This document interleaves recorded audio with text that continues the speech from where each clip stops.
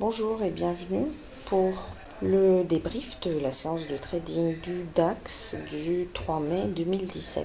Que vous avez à l'écran le DAX 30 en unité de temps 21 ticks, qui est mon unité de temps de prédilection pour faire du scalping. Donc l'ouverture c'était ici, à ce niveau-là. Voilà. Et c'était à 9h ce matin, mentionné 8h sur mon graphe. Il y a un décalage d'une heure, parce que j'ai l'horaire GMT.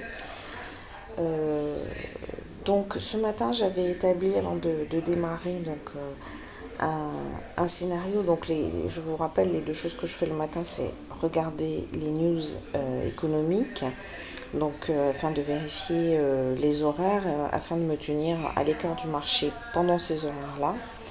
Donc généralement je les poste sur le compte Facebook associé à cette chaîne et qui porte le même nom. Donc ce sont des données que je récupère chez mon broker. Donc là ce matin, donc ce matin nous avions, comme vous voyez à l'écran, à 10h un certain nombre de les taux de chômage, vous voyez ici, en Allemagne. Donc voilà. Donc ensuite, je regarde un petit peu ce qui s'est passé lors des séances précédentes et j'établis une stratégie pour la journée avec deux scénarios de day trading. Donc l'ouverture se passait ici et donc à 8h, à 9h pardon. Et donc j'ai établi mes deux scénarios préalables avant l'ouverture. Vous voyez, ici j'avais un scénario dans le cas où à l'ouverture le cours descendait jusqu'au MS1J de 12 477. Je réalisais un achat ici à ce niveau-là pour tenter le rebond sur ce niveau et avec un take profit à 10 points et un stop à 10 points. Dans le cas inverse, si le cours montait, j'aurais placé un ordre de vente sur MR1J à 12 526 afin de tenter une baisse avec un take profit à 10 points et un stop à 10 points. Voilà, donc tels étaient les deux scénarios de la journée. Vous allez voir ici l'ouverture qui était donc à ce niveau-là.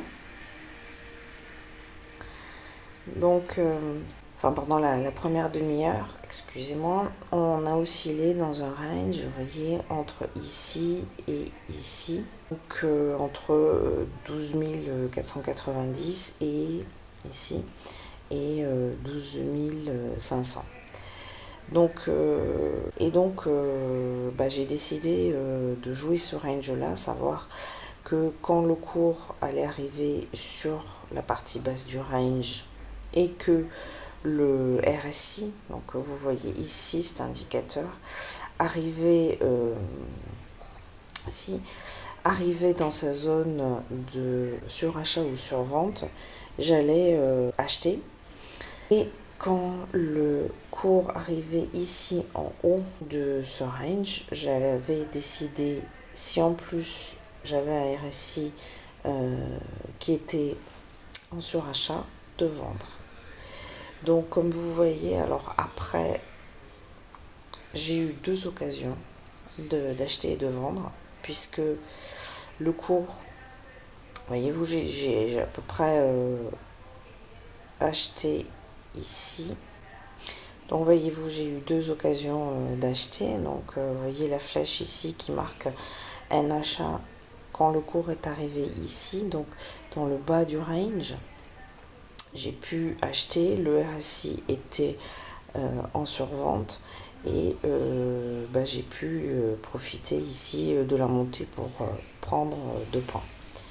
De la même façon, lorsqu'on est arrivé en haut de mon range, à ce niveau-là, là où vous voyez la petite flèche rouge, j'avais un RSI ici en surachat et j'ai pu faire une vente pour profiter un petit peu de la baisse et prendre de points. Donc ça, c'était pour les scalps. Ensuite, j'ai pu passer un autre trade qui est un day trading. Donc vous vous souvenez, je vous expliquais que donc le matin, je fais mes scénarios et un de mes scénarios s'est réalisé, à savoir l'achat sur 12 417, le MS1J. Et donc vous voyez ici, je vais reprendre, au niveau de, j'ai mis la petite flèche, je suis rentrée à l'achat puisqu'on est venu toucher le MS1J à 12 477.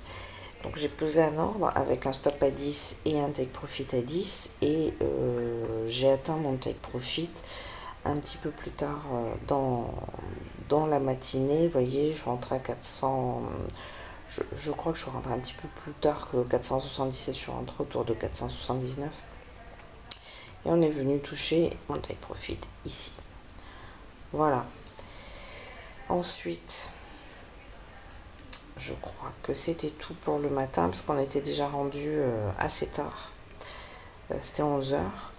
Et après, je suis revenue un peu plus tard et j'ai tradé, vous voyez ici, entre ici et ici. Vous voyez, entre midi et demi et 1h30, j'ai fait trois petits trades qui pour 1,5 point en tout. Donc rien de bien folichon. Mais bon, finalement tout était positif. Donc vous voyez toujours un petit peu les mêmes principes d'utilisation de la courbe. Voilà, selon toujours un petit peu le même principe. Ici j'ai fait un short. Car on était dans un range, on évoluait pas très vite et dans un range. Donc dès que j'ai vu ici le RSI un peu en surachat, j'ai fait un petit short, vous voyez ici. Ensuite j'ai pris un achat ici, vous voyez, sur cette flèche là, car on faisait des hauts de plus en plus haut. Donc j'ai attendu que le cours redescende ici sur la moyenne mobile pour prendre un achat et profiter ici de la montée. Et le troisième trade, c'était ici. Vous voyez la flèche rouge. Là j'ai pris un short parce qu'on stagnait depuis assez longtemps sur le pivot. Vous voyez, le cours était là sur le pivot depuis un moment. Et donc j'ai pris un short que j'ai gardé assez longtemps, vous voyez, parce que le cours n'est pas redescendu tout de suite, il est redescendu ici. J'ai dû garder 5-6 minutes, donc c'était assez long pour prendre très peu, je crois 0,5 points. Voilà, donc bon bilan global.